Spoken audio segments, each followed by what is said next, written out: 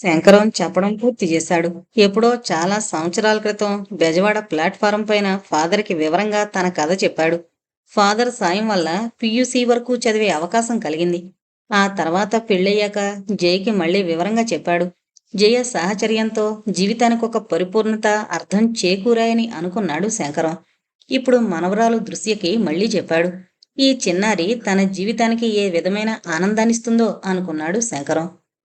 తల వంచుకుని తాతయ్య చెప్పింది విన్న దృశ్య దిగ్గున లేచి బాత్రూంలోకి వెళ్ళింది. అటు చూస్తే జై కూడా లేచి కిచెన్లోకి వెళ్ళింది. ఒంటరిగా మిగిలిన శంకరానికి ఎందుకనో నిస్సత్తువుగా తోచింది.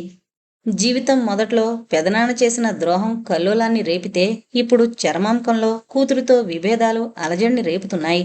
ఇదంతా తన పొరపాటు వల్లనే జరుగుతోందా? మనవరాలు గాని భార్య గాని తనని అర్థం చేసుకుంటారా? పొగలు కక్కుతోన్న హార్లిక్స్తో వచ్చింది జయ. తీసుకోండి, బాగా అలిసిపోయారు అంది. ఆ స్వరంలో ధ్వనించే లాలన చాలు 1000 కష్టాల్ని ఎదుర్కొనే ధైర్యం ఇస్తోంది. కప్పొందుకుని మరి నీకో అన్నాడు. జయ నవ్వింది.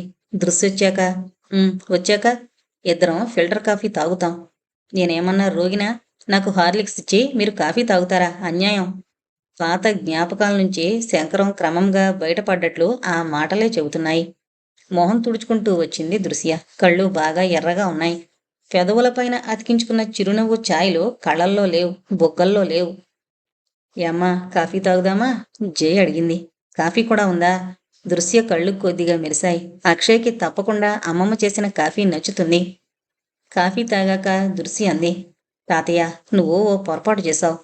శంకరం కళ్ళు మూసుకున్నాడు.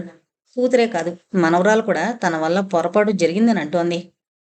నాకు 10 ఏళ్లున్నప్పుడో 15 ఏళ్లున్నప్పుడో నీ కథ చెప్పు ఉండాల్సింది. జీవితం గురించి సరైన అవగాహన ఏర్పడి నేను అప్పటినుంచే నాలో ఉన్న చాలా దురలవాట్లను దూరం చేసుకునేదాన్ని. ఎప్పటికైనా నీ కథ విన్నందుకు నేను అదృష్టవంతురాల్ని. బహుశా ఎప్పటినుంచి నేను తీసుకునే ప్రతి నిర్ణయం పైన నీ కథ ప్రభావం ఉంటుంది తాతయ్య. ఇందాక అమ్మమ్మ నన్ను జడ్జిమెంట్ ఇవ్వమనంది. జడ్జిమెంట్ కాదు, నిన్ను విమర్శించే అధికారం, మోరల్ రైట్ మాలో ఎవరికీ లేదు తాతయ్య. చెబుతూ అమ్మమ్మ కొంగందుకొని కళ్ళు తుడుచుకుంది దృశ్య. ఒక నిమిషం ఆగి కొనసాగించింది. అమ్మ సంగతి మీరు సీరియస్గా తీసుకోకండి. అయినా ఓ వారం రోజుల పాటు మీ పెద్దమ్మ సంగతి మర్చిపోండి. ఈలోగా ఏం చెయ్యాలో నేను ఆలోచిస్తాను. అమ్మని నొప్పించకుండా మీ ఆశయం సాధించేందుకు ఏదో ఒక మార్గం దొరకకపోదు. కాలింగ్ బెల్ మోగింది. దృశ్య టక్కున లేచి నిలబడింది. అమ్మమ్మ, అక్షయ్ వచ్చినట్లున్నాడు. అతన్ని మాటల్లో పెట్టు. ఈలోగా నేను సరిగ్గా మొహం కడుకునొస్తాను. కంగారుగా లోపలికి వెళ్ళింది దృశ్య. అక్షయ్ని ఇక్కడికి రమ్మని చెప్పిందా? జయ, శంకరం ప్రశ్నార్థకంగా చూసుకున్నారు. అమ్మమ్మ అందించిన పోకుడీల ప్లేట్ అందుకున్నాడు అక్షయ్. థ్యాంక్స్ అండి. దృశ్య గొప్పలు చెబుతోంది అనుకున్నాను గాని నిజంగా భలే టేస్టీగా ఉన్నాయి. నాకు మొహమాటం లేదు, ఇంకో ప్లేట్ కూడా తింటాను. మనవరాలు ఈ సంగతి కూడా ఇతంతో చెప్పిందా అనుకుని జయ ఆశ్చర్యపోయింది. హాయ్ అక్షయ్ అంటూ దృశ్య వచ్చింది. తాతయ్య అమ్మమ్మల వంక తిరిగింది దృశ్య. పొద్దున్న స్టేషన్లో కొన్ని క్షణాల పాటే ఈ అబ్బాయిని చూశారు. కొన్ని వివరాలే తెలుసుకున్నారు. ఇప్పుడు పూర్తి బయోడేటా చెబుతాను అంటూ అనర్గళంగా 3 నిమిషాలు చెప్పింది దృశ్య. సరిగ్గా చెప్పానా? అక్షయ్ని అడిగింది. రామ్ గోపాల్ వర్మ మణిరత్నం సినిమాలంటే ఇష్టమని చెప్పలేదు. అమ్మమ్మ చేసిన పోకుడీలంటే ప్రాణం ఇస్తాడు అని కూడా చెప్పలేదు అంటూ ఇంకో ప్లేట్ అందుకున్నాడు అక్షయ్. దృశ్యతో కలిసి నవ్వుతుంటే జయ, శంకరాలకి బాధిస్తున్న వేదన దూరమైనట్లు తోచింది. అమ్మమ్మ, అక్షయ్ గుడ్ బాయ్ అని అనుకుంటున్నారు కదూ, కానీ ప్రాబ్లం ఏంటంటే అక్షయ్ వాళ్ళ నాన్నగారికి అక్షయ్ చేసే పనులు ఏమీ నచ్చవు. అక్షయ్ ముంబైలో కెరీర్ బాగుంది అనుకుంటాడు. ఆయనేమో హైదరాబాద్ రా అని సతాయిస్తున్నారు. తక్కున అక్షయ్ ఆమె మాటలకి అడ్డు తగిలాడు. శంకరం వంక తిరిగాడు. 10 రోజుల క్రితం మీ కుడికాలకేదో రేకు గీసుకుంది అని చెప్పింది, తగ్గిందా అంటూ వంగి ప్యాంటు 4 అంగుళాలు పైకెత్తి కాలు పరీక్షగా చూశాడు. గుడ్. షుగర్ కంట్రోల్లో ఉన్నట్లుంది. బాగా హీల్ అయింది. మా సంగతులన్నీ మీకు తెలిసే అన్నాడు శంకరం. పాతవే కావు తాతయ్య, కొత్తగా తెలుసుకున్నవి చెప్పేస్తాను అనుకుంది దృశ్య. తాతయ్య, అతన్ని మీరు అని అనకు. నీకు కాబోయే మనవడు నువ్వు అంటే చాలు. జయ, శంకరం నవ్వేశారు. ఇంత గడుసుదనం ఎక్కడ నేర్చుకున్నావే దృశ్య? నాకు కాబోయే మొగుడు అని అనకుండా కాబోయే మనవడు అన్న కొత్త పదప్రయోగం చేశావా? జయ ఆప్యాయంగా అడిగింది. దృశ్య తమాషాగా కనుబొమ్మలు ఎగరేసింది. అయితే ఒకటమ్మమ్మ, మమ్మీతో అసలు నేనేం చెప్పలేదు. తనకే ముందు చెబుతున్నట్లు రేపు చెబుతాను, సరేనా? అర్థం చేసుకున్నట్లు జయ, శంకరం తల ఊపారు. కాఫీ తాగాక దృశ్య, అక్షయ్ బయటపడ్డారు. హైదరాబాద్ వచ్చాక నీలో ఏదో మార్పు వచ్చింది. కారు కిలోమీటర్ వెళ్ళాక అన్నాడు అక్షయ్. నీ నవ్వుకి కారణమైన అందర్నీ ఇక్కడ కలిశాక కూడా ఆ నవ్వులో మెరుపు లేదు. ఎందుకబ్బా? బాగా గ్రహించావు అక్షయ్. అతని చేతిలో చేయి వేసి అంది దృశ్య. నీతో ఓ 2 గంటలు ఏకాంతంగా మాట్లాడాలి. Suggest a good place. Sweet nothings మాట్లాడుకునేందుకు చాలా మంచి ప్లేసెస్ ఉన్నాయి. స్వీట్ నథింగ్స్ కాదు, హాట్ సంథింగ్స్. అతను అన్నదానికి వ్యతిరేక పదం చెప్పాలన్న తొందరలో ఆలోచించకుండా అంది దృశ్య. అంతలోనే హాట్ అంటే ఇంకో అర్థం స్ఫురించొచ్చని గ్రహించి, నా ఉద్దేశం చాలా బరువైన, గంభీరమైన విషయాలు మాట్లాడుకునేందుకు మంచి ప్రదేశం ఏంటో చెప్పు. డ్రైవింగ్ చేస్తూనే గుండెలు బాదుకున్నాడు అక్షయ్. ఇది అన్యాయం మేడం. నేనేదో సరదాగా టైం స్పెండ్ చేయాలనొస్తే నువ్వు సీరియస్ విషయాల్ని ప్రస్తావిస్తే ఎలా? అతని చేతిని సుతారంగా తాకింది దృశ్య. ప్లీజ్ అక్షయ్, ఇది నిజంగా చాలా సీరియస్ విషయం, అర్థం చేసుకో. అక్షయ్ నిట్టూర్చినట్లు నటించాడు. నువ్వు చెప్పబోయే బరువైన, భారమైన సంగతులు విని నలిగిపోకుండా తట్టుకోవాలంటే ఇలాంటి అలాంటి రెస్టారెంట్ సరిపోదు. దూరమైనా అక్కడికే పోదాం. ఎక్కడికి? అరగంట ఓపిక పట్టాలి. అంతవరకు నో భారమైన సంగతులు, నో బరువైన విషయాలు, సరేనా? దృశ్య ఆ షరతులు కొప్పుకుంది. అక్షయ్ సెలక్షన్ దృశ్యకి బాగా నచ్చింది. చిరుదీపాల వెలుగులో ఓ మూలగా సెటిలయ్యాక మందరంగా వస్తున్న వేణుగానం ఇంకా బాగా నచ్చింది. ప్లేస్ చాలా బాగుంది. ఇప్పుడు నేను చెప్పేది జాగ్రత్తగా విను. నువ్వు మొదలు పెట్టాక మధ్యలో ఇంటరప్ట్ చేయడం నాకు ఇష్టం లేదు. కాబట్టి మనం ఏ ఆర్డర్ చేస్తున్నామో ముందే చెబుతున్నాను. మనం లెమన్ టీతో మొదలుపెట్టి జింజర్ టీతో ముగిస్తున్నాం. పకోడీల బుక్తాయసం తగ్గాలంటే అవి చక్కని మందు. నువ్వు సరిగ్గా చెప్పావు. అమ్మమ్మ చేసిన పకోడీలు అద్భుతంగా ఉన్నాయి. 3 ప్లేట్లు ఖాళీ చేశాను నేను, అన్నాడు అక్షయ్. తాతయ్య కథ చెబుతూ ఎన్ని కప్పుల టీ తాగిందో దృశ్యకి తెలియదు. కానీ 50 ఏళ్లు సాగిన జీవనయానాన్ని క్లుప్తంగా చెప్పడం అంత తేలిక కాదని ఆమె కనిపించింది. తాతయ్య ఎదుర్కొన్న ప్రతి కష్టం గురించి చెబుతున్నప్పుడు ఆమె రుమాలకి పని చెప్పింది. ఖరగ్పూర్లో 13 ఏళ్ల వయసులో ఆయన ఎదుర్కొన్న విపత్కర పరిస్థితుల గురించి చెప్పాక 3 నిమిషాలు మాట్లాడలేకపోయింది. ఆమె చెప్పడం పూర్తి చేశాక, తాతయ్య is a wonderful person, Akshay అన్నాడు. థ్యాంక్స్, అంది దృశ్య. థ్యాంక్సా? నాకా? నోనో. అలాంటి అద్భుతమైన కథ చెప్పినందుకు నేనే నీకు థ్యాంక్స్ చెప్పాలి. ఒప్పుకుంటాను. కానీ నేను నీకు థ్యాంక్స్ ఎందుకు చెప్పానో తెలుసా? ఆయన వారాలు చేసుకుంటూ చదవడం, అనాథాశ్రమంలో గడపడం మొదలైన వాటి వల్ల మా పరువు ప్రతిష్టలు దెబ్బతింటాయని మా అమ్మ భయపడుతోంది. నువ్వు ఆ కోణంలో ఆలోచించినందుకు నీకు థ్యాంక్స్. అదలా ఉంచు. ఇప్పుడు నీ సలహా కావాలి. తాతయ్య, అమ్మమ్మ చాలా డిప్రెషన్లో ఉన్నట్లున్నారు. వాళ్ళని అర్జెంటుగా చీరప్ చెయ్యాలి. ఆ తర్వాత ఆ తర్వాత ఆ తర్వాత అంటే నీ అభిప్రాయం ఏంటో చెప్పేసేనా? అక్షయ్ నవ్వాడు. టేబుల్ మీదుగా వంగి ఆమెకు మాత్రమే వినబడేటట్లు పెదవులు కదిపాడు. కూల్, అంది దృశ్య. బాగా కనుక్కున్నావు. కానీ ప్రాబ్లం ఏంటో తెలుసుకుంటే సరిపోదుగా అక్షయ్. సొల్యూషన్ కూడా చెప్పాలి కదా. సమస్యతో సమస్య ఏంటంటే ఆ సమస్య ఏంటో ఖచ్చితంగా తెలుసుకోవడం. సందేహం లేకుండా సమస్య ఏంటో అవగతమైతే పరిష్కారం ఏ సమస్య లేకుండా ఇట్టే స్ఫురిస్తుందట. నీ భాషతోనే కాదు, భావంతో కూడా నాకు సమస్య వచ్చింది అక్షయ్. దృశ్య అడ్డు తగులుతూ అంది. సరే, నీ దగ్గర ఏదో మ్యాజిక్ ఉందని ధైర్యం తెచ్చుకుంటాను. కానీ ముందు తాతయ్య మూడు మార్చడం ఎలా? అది చాలా సింపుల్.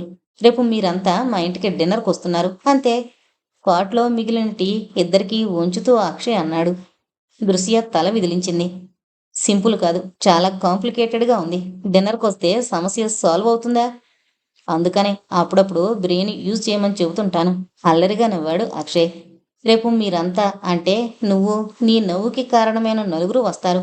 మా నాన్నగారు మీ తాతయ్యనే పొగడతలతో ముంచెత్తుతారు.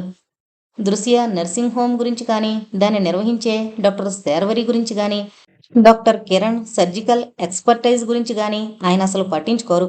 ఆ మాత్రం చాలదా మీ తాతయ్య మూడు మెరుగవడానికి? నువ్వు చెప్పే స్క్రీన్ ప్లే బాగుంది, కానీ మీ నాన్నగారు అలా ఎందుకు చేస్తారు?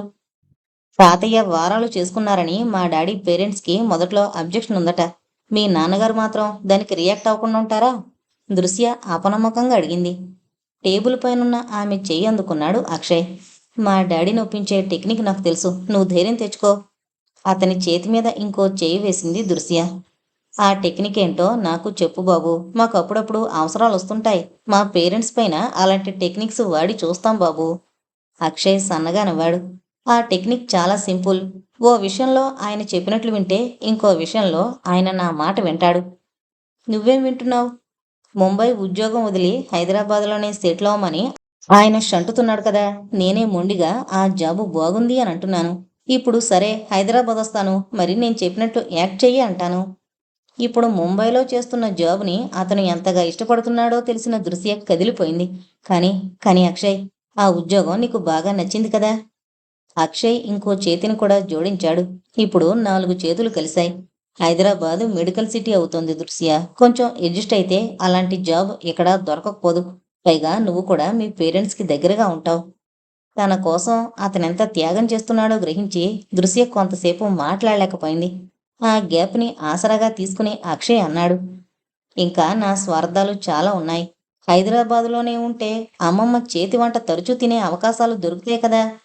ఇప్పుడు ముంబైలో చేస్తున్న ఉద్యోగాన్ని వదిలి రావడం అన్న దాని ప్రాముఖ్యత తగ్గించడం కోసం అతను కొత్త కొత్త వివరణల్ని జోడిస్తున్నాడని దృశ్యకి అర్థమైంది. తన కోసం, తనని సంతోషంగా ఉంచడం కోసం అక్షయ్ ఏదన్నా చేయగలడు. ఇక దృశ్య నిలవలేకపోయింది. లేచి వెళ్ళి అతని పక్కన కూర్చుని అంది. అతని మెడ చుట్టూ చేతులు వేసి అతని కళ్ళలోకి చూస్తూ అంది. You are wonderful Akshay. సుతారంగా అతని బుగ్గకి పెదవులు అనించింది. నో, నేను వండర్ఫుల్ కాదు. నేను కలలో కూడా ఊహించిన విధంగా నువ్విచ్చిన ముద్దు వండర్ఫుల్లే, కానీ ఈరోజు మాత్రం నేను దాని గురించి మాట్లాడను. ఈనాటి మహనీయ వ్యక్తి మాత్రం తాతయ్య ఒక్కరే. Hats off to him. ఈ రాత్రంతా ఆయన గురించే మాట్లాడుకుందాం. దృశ్య మనసారా నవ్వింది. తాతయ్య గురించి చాలా కబుర్లు చెప్పింది దృశ్య. పరీక్షలు అవగానే నావి, నా స్నేహితులవి పాత పుస్తకాలన్నీ ఆయన కలెక్ట్ చేసేవాడు. పూర్ స్టూడెంట్స్కి ఇచ్చేవాడు. నా చేతుల మీదుగా ఎందరికో డబ్బులు ఇప్పించేవాడు. చదువుకోవాలి అని ఎవరొచ్చినా తోచినంత ఇచ్చి పంపించేవాడు.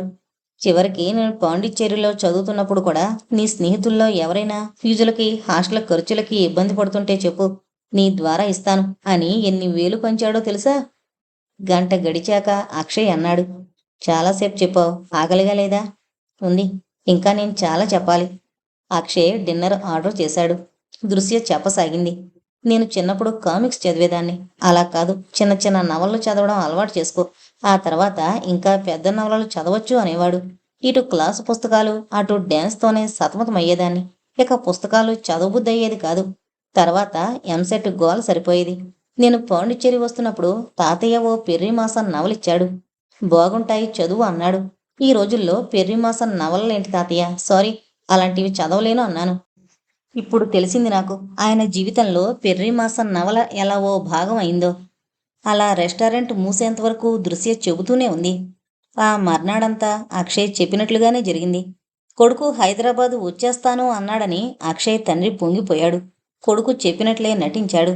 పైగా కోడలి తాతగారు, అది కోడలి తల్లివైపు తాతయ్య. వారాలు చేసుకున్నారంటే ఆయనకి పెద్దగా అభ్యంతరం చెప్పాల్సింది కనపడలేదు. తాతయ్యని మెచ్చుకుంటూ ఓ ఆదర్శవాదిలా ఫోజు కొట్టడం ఆయనకి నచ్చింది. ఓ పెద్ద నర్సింగ్ హోమ్ని నడుపుతున్న తమని విస్మరించి ఆయన తండ్రితో ఎక్కువసేపు మాట్లాడడం, తండ్రిని పొగడతలతో ముంచెత్తడం శార్వరికి ఒంటికి కారం రాసినట్లయింది. అయినా పైకి నవ్వుతూ గడిపింది.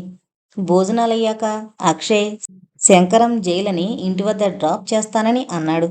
దృశ్య కూడా అదే కారెక్కింది. వాళ్ళని ఇంటి దగ్గర దింపాక అక్షయ్, నాకు చిన్న పనుంది, పావుగంటలో వచ్చి నిన్ను పికప్ చేస్తాను, దృశ్యతో చెప్పి వెళ్ళిపోయాడు.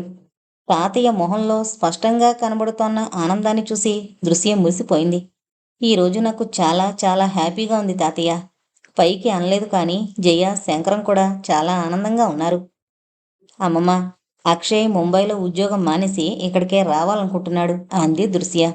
గుడ్, తండ్రి మాట వింటున్నాడన్నమాట అన్నాడు శంకరం. దృశ్య చూపు తప్పించింది. అక్కడ ఇల్లు ఖాళీ చేయాలి కదా, సామాను సర్దుకోవాలి కదా. నా సాయం అడిగాడు. నేను వెళుతున్నాను. 5-6 రోజుల్లో వచ్చేస్తాను. అమ్మకు చెప్పావా? అమ్మ ఒప్పుకుందా? జయ అడిగింది. చెప్పలేదు. చెప్పమంటావా?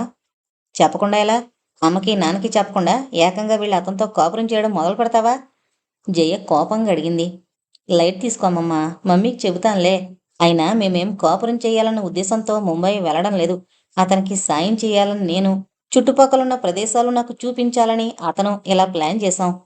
దృశ్య అలిగినట్లు నటించింది. పెద్దవాళ్ళం, చాదస్తంగా చెబుతున్నాం అని అనుకోకు. జాగ్రత్తగా ఉండడం తప్పు కాదు. జయ వదల్లేదు. నువ్వు పెద్దదానివయ్యావు, స్వతంత్రంగా ఉండగలవు, కానీ కొన్ని కట్టుబాట్లుంటాయి కదా. అమ్మమ్మ, ఇంకో 30 ఏళ్లకో 40 ఏళ్లకో నీలా అమ్మమ్మ పోర్షన్ వండర్ఫుల్గా పోషించాలనుంది నాకు. అందుకనే నువ్వు చెప్పినవన్నీ గుర్తించుకుని ఇప్పటికీ గుడ్ గర్ల్లా బిహేవ్ చేస్తాను. ప్రామిస్. మమ్మీ పర్మిషన్ తీసుకుని ముంబై వెళతాను. మళ్ళీ వారం రోజుల తర్వాత కలుస్తాను, సరేనా? జయ సమాధానం ఇచ్చేలోగా బయట కారు హారన్ వినబడింది. అదిగో అక్షయ్ వచ్చినట్లున్నాడు, బాయ్. దృశ్య లేచి నిలబడింది. దృశ్య వెళ్ళిన చాలాసేపటికి శంకరం నోరు విప్పాడు. అక్షయ్, దృశ్య ఇద్దరూ చాలా మంచి జోడీ కదా. నాకు చాలా ఆనందంగా ఉంది. ఆ ఆనందం ఎందుకో నాకు తెలుసు. జయ నవ్వింది. అక్షయ్ నాన్నగారు మిమ్మల్ని పొగిడారని కదూ? ఆనందం కలిగిన మాట వాస్తవమే. అయితే ఆయన పొగిడారని కాదు. అట్లీస్ట్ ఆయనైనా అర్థం చేసుకున్నారని నాకు తృప్తిగా ఉంది, శంకరం అన్నాడు. నా సంగతి వదిలే. ఏదో ఒక పోట్లు పడి ఆ ట్రస్ట్ మొదలు పెడతాను. లేకపోతే చేయలేక చేతులు ముడుచుకుని కూర్చుంటాను. అపజయాలు, అవమానాలు, నిరాశలు నాకు అలవాటే. అది కాదు సమస్య. అది కాదు ఇప్పుడు మనం తలుచుకోవలసింది. అక్షయ్, దృశ్య వాళ్ళిద్దరూ కలకాలం హాయిగా ఉండాలని ఆశిద్దాం. ఈ రోజంతా వాళ్ళ గురించే మాట్లాడుకుందాం. దృశ్య కూర్చున్న వెంటనే కారుని ముందు కురికించాడు అక్షయ్. నిన్న రెస్టారెంట్లో సమస్య అన్న పదాన్ని అరడజను సార్లు వాడి ఓ వాక్యాన్ని చెప్పావు. ఏదన్నా ఐడియా తట్టిందా? దృశ్య అడిగింది. అక్షయ్ తల ఊపాడు. అప్పుడు నువ్వున్న మూడ్లో నిన్ను ఉత్సాహపరచాలని అలా అన్నాను, కానీ ఇది చాలా జటిలమైన సమస్య దృశ్య అన్నాడు. దృశ్య సెల్ ఫోన్ తీసి అన్యమనస్కంగా బటన్స్ నొక్కసాగింది. తాతయ్య వాళ్ళ పెద్దమ్మ తన కొడుకే తప్పిపోయాడనంటోంది. తన మరిది కొడుకుని, అంటే సత్యనారాయణ గారి కొడుకుని పెంచి పెద్ద చేశాను అని చెప్పుకుంటోంది. సత్యనారాయణ గారి అసలు కొడుకు ఇక్కడున్న తాతయ్య గాని అక్కడ ముంబైలో పెద్దమ్మతో పాటు ఉంటున్న వ్యక్తి కాదు అని నిరూపించాలి మనం. తాతయ్య తల్లిదండ్రులు జీవించి ఉండుంటే డిఎన్ఏ పరీక్ష ద్వారా ఎవరు అసలు కొడుకో ఇట్టే తేల్చేసేవాళ్ళం. కానీ అది ఇప్పుడు సాధ్యం కాదు. అక్షయ్ ధోరణి దృశ్యకు అసలు నచ్చలేదని ఆమె స్వరంలో కదలాడిన చిరాకు స్పష్టం చేసింది. అదేం ఆలోచన అక్షయ్? తాతయ్య తల్లిదండ్రులు బతికుంటే తాతయ్య అన్ని కష్టాలు పడేవాడు కాదు. తనే సత్యనారాయణ గారి అసలు కొడుకునని తాతయ్య నిరూపించుకోవాల్సిన అవసరం కూడా ఉండేది కాదు. కూల్ డౌన్ దృశ్య. తాతయ్య సత్యనారాయణ గారి అసలు వారసుడు అని టెక్నికల్గా రుజువు చేయడం అంత సులువు కాదని చెప్పడమే నా ఉద్దేశం.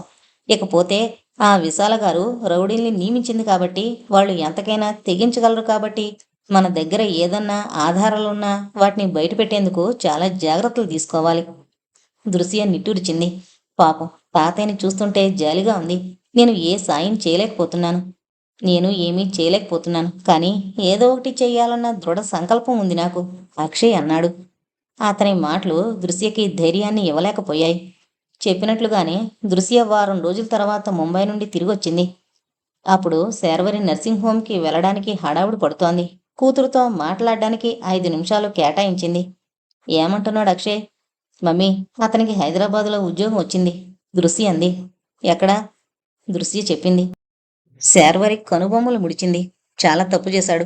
అతను ముంబైలో కంటిన్యూ చేస్తే కెరీర్ బాగుండేది. తల్లివంక చిత్రంగా చూసింది దృశ్య. కెరీర్లు, డబ్బులు, జీతాలు తప్పితే తల్లికి ఇంకేమీ పట్టవు.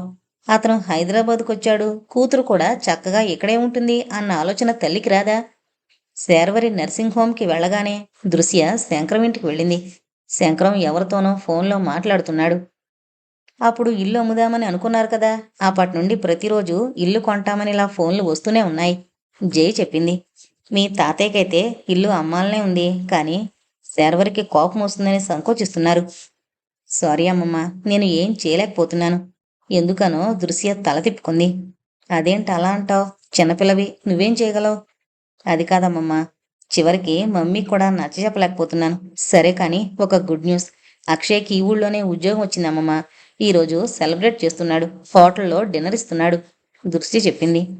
అమ్మ వాళ్ళు కూడా వస్తున్నారా? జై అడిగింది. లేదమ్మమ్మ, అతను ముంబై ఉద్యోగం వదులుకోవడం మమ్మీకి నచ్చలేదు, అందుకని వాళ్ళని పిలవడం లేదు, అంది దృశ్య.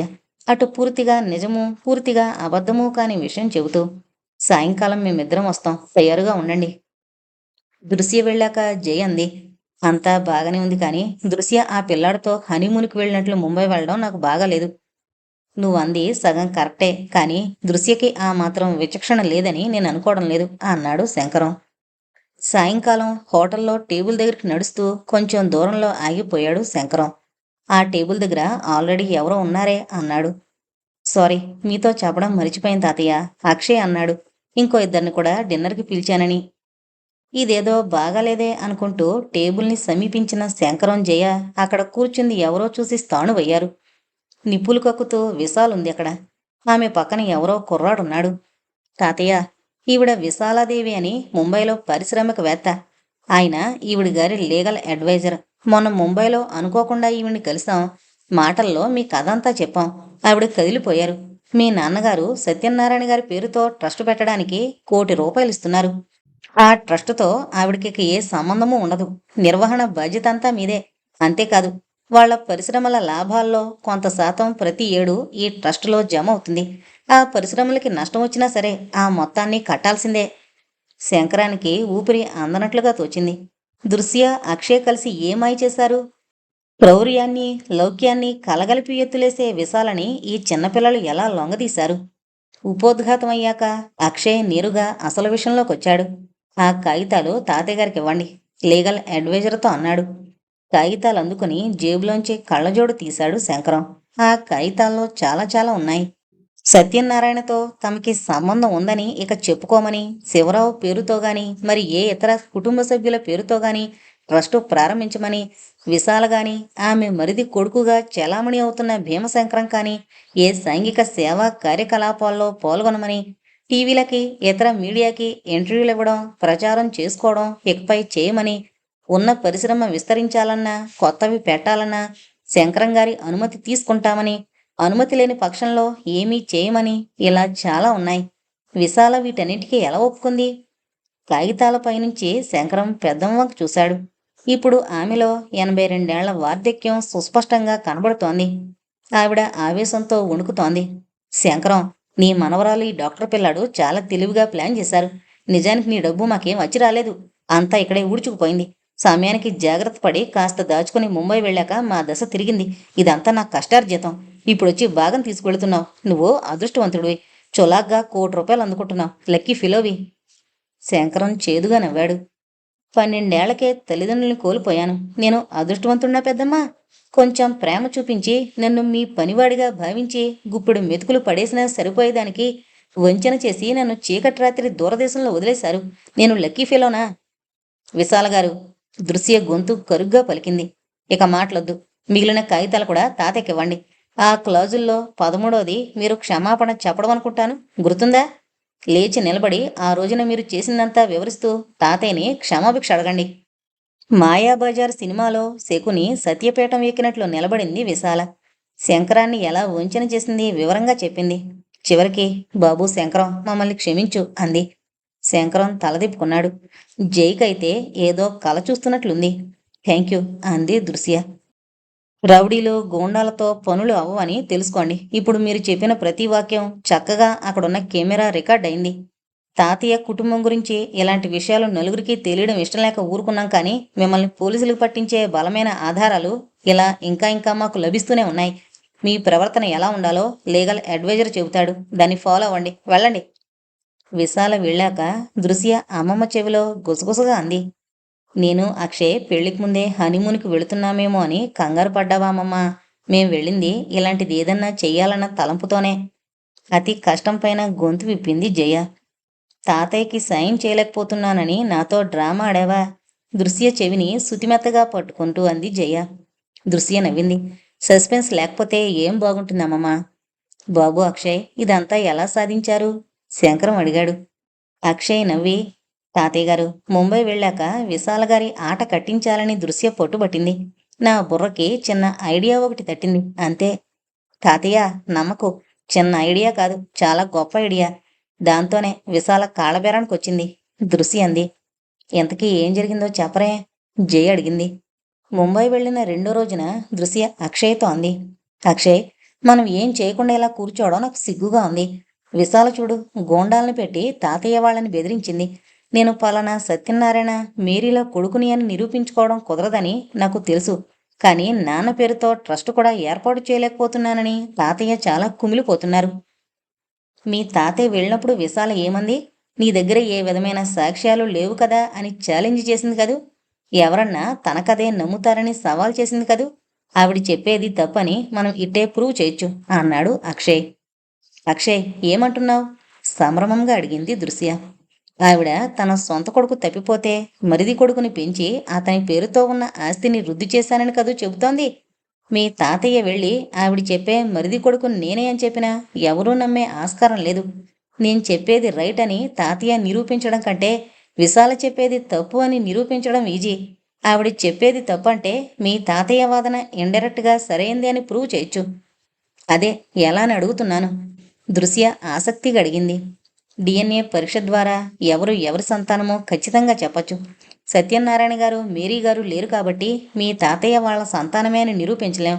అయితే విశాల, శివరావు, బాబ్జీల డిఎన్ఏలని పోలిస్తే బాబ్జీ మరిది కొడుకు కాదని, విశాల దంపతుల సంతానమని ఇట్టే తేలిపోతుంది. అంటే విశాల ఆడుతోంది నాటకమని నిరూపించొచ్చు. అక్షయ్ విజయవంతంగా నవ్వాడు. అక్షయ్, దృశ్య దాదాపుగా అరిచింది. You are simply superb. Shivarao ఎలాగో హాస్పిటల్లో ఉన్నాడు కాబట్టి అక్కడ అతని బ్లడ్ శాంపిల్ తీయించి పకడ్బందీగా రికార్డు చేయించాలి. ఇకపోతే విశాల, బాబ్జీల బ్లడ్ శాంపిల్ తీసుకోవడానికి నాటకం ఆడాలి. ఏ నాటకం ఆడాలి? ఆ నాటకం సంగతి నేను చెబుతాను అంటూ ఓ ప్లాన్ చెప్పింది దృశ్య. శివరావు కోమాలో ఉండి ట్రీట్మెంట్ తీసుకుంటున్న హాస్పిటల్లో అక్షయ్కి తెలిసిన డాక్టర్లున్నారు. శివరావు పరిస్థితి క్రిటికల్గా ఉందని చెప్పి విశాలని, బాబ్జీని పిలిపించారు. బ్లడ్లో ఉండే ఓ ప్రోటీన్ ఉండాల్సిన దానికన్నా ఎక్కువ శాతం ఉంటే ఇలా హఠాత్తుగా కోమాలోకి వెళ్లే అవకాశాలు ఉన్నాయి అని ఓ స్టోరీ వినిపిస్తే విశాల నమ్మింది. పాండిచ్చేరి నుంచి వచ్చిన ఇద్దరు డాక్టర్లకి ఆ రంగంలో అనుభవం ఉంది అని చెప్పారు. విశాల, బాబ్జీ అలాంటి కోమాకి గురయ్యే అవకాశం ఉందా అని చెక్ చేయడానికని వాళ్ళ బ్లడ్ శాంపిల్స్ని కలెక్ట్ చేశారు. అయితే అవి తీసుకుంటున్నప్పుడు అన్ని వివరాలు చక్కగా రికార్డు చేశారు. చివరికి విశాల, బాబ్జీల సంతకాలు, వేలి ముద్రలు కూడా తీసుకున్నారు. తర్వాత డిఎన్ఏ టెస్టు చేసి ఆ బాబ్జీ వారి సంతానమే అని నిరూపించాక విశాలని ఇంకోసారి పిలిచారు. డిఎన్ఏ పరీక్షల వల్ల విశాల అంతవరకు చెబుతోంది పచ్చి అబద్ధమని రుజువైందని, సత్యనారాయణ వారసుడికి కాకుండా స్వంత సంతానానికే ఆస్తి దక్కడానికి విశాల దంపతులు ఆడిన నాటకం చట్టవిరుద్ధం కాబట్టి ఈ సంగతి బయటకొస్తే విశాల కటకటాలు లెక్క పెట్టాల్సి వస్తుందని బెదిరించారు. అక్షయ్ అందుకున్నాడు. మేం చేసింది కోర్టులో నిలబడే అవకాశాలు చాలా ఉన్నాయి. కానీ లాయర్ ఘటికుడైతే ఏదో విధంగా వాళ్ళు బయటపడచ్చు, లేదా కేసు ఏళ్ల తరబడి నడుస్తూ పోవచ్చు. అందుకనే కోర్టు, పోలీసుల ప్రసక్తి లేకుండా మధ్య మార్గంగా వాళ్ళని మన దారికి రప్పించాలని అనుకున్నాం. దాని ఫలితమే ఈ అగ్రిమెంట్. కాగితాల వంక చూపించాడు అక్షయ్. తాతయ్య, నువ్వు కోరుకున్నట్లుగానే ట్రస్ట్ వస్తోంది. Are you happy? నాదో చిన్న కోరిక. దృశ్య అడిగింది. చెప్పమ్మా, నువ్వు అడిగితే కాదంటానా? శంకరం అన్నాడు. మమ్మీని క్షమించు తాతయ్య, మమ్మీకి కూడా నేను చెబుతాను. శంకరం నవ్వి, నా కూతురు పైన నా కోపం ఎందుకుంటుందమ్మా? అయినా కోరిక అంటే ఇంకేదో అనుకున్నాను. నువ్వు ఏదడిగినా ఇస్తాను, అడుగు దృశ్య అన్నాడు. తప్పకుండా ఇస్తావా తాతయ్య? దృశ్య అడిగింది. ఇస్తాను, శంకరం అన్నాడు. అయితే అడుగుతున్నాను. దృశ్య ఏం అడుగుతుందా అని జయ, అక్షయ్ ఆసక్తిగా చూశారు. నాకు ఏం కావాలంటే నువ్వు ఎండింగ్ చదవలేకపోయిన పెర్రి మాసన్ నవల కావాలి తాతయ్య. అది నీకెందుకమ్మా? ఆ కథ ఏమైందని ఎన్నాళ్ళు నువ్వు సస్పెన్స్ భరిస్తావు? నేను చదివి ఆ కథ ఎలా ముగిసిందో నీకు చెప్పాలి కదా తాతయ్య. శంకరం కళ్ళల్లో అశ్రువులు నిండాయి. ఎదురుగా ఉన్న దృశ్య మసకగా కనబడసాగింది. ఒక్క క్షణం దృశ్య స్థానంలో సత్యనారాయణ కనబడి మాయమైనట్లు తోచింది. ఆ కథకి ముగింపు చెబుతానని అంటున్నావు కానీ నా కథకి తీయటి ముగింపుని ఇస్తున్నది నువ్వే దృశ్య. శంకరం అనుకున్నాడు కృతజ్ఞతాపూర్వకంగా. ఇంతటితో తీయని ముగింపు అనే నవల కంప్లీట్ అయిందండి. నాకు ఈ నవల పూర్తయిన తర్వాత ఒకే ఒక్క విషయం తట్టింది మనసుకి. మనం అనుకుంటాం వాళ్ళ పాపన వాళ్లే పోతారు, దేవుడు పైనుంచి శిక్ష విధిస్తాడు వాళ్ళకని. కానీ అది నిజం కాదేమనిపించింది ఈ నవలంతా పూర్తయిన తర్వాత. అన్ని మోసాలు చేసి అన్ని కుట్రలు చేసిన విశాలైతే హ్యాపీగా ఉంది. 82 సంవత్సరాలు బ్రతికింది. ఇంకా మంచి ఆరోగ్యంగా కూడా ఉంది. ఇంకా వాళ్ళకి ఏం అన్యాయం జరిగిందో నాకైతే అర్థం కాలేదు. నిజంగా ఇలాంటి వాళ్ళని బతకనివ్వకూడదు. ఇది నా అభిప్రాయం. మరి మీరేమనుకుంటున్నారో నాకు కామెంట్స్ రూపంలో తెలియజేయగలరు. ముందుగా మన ఛానల్ని సబ్స్క్రైబ్ చేసుకోండి. Thank you.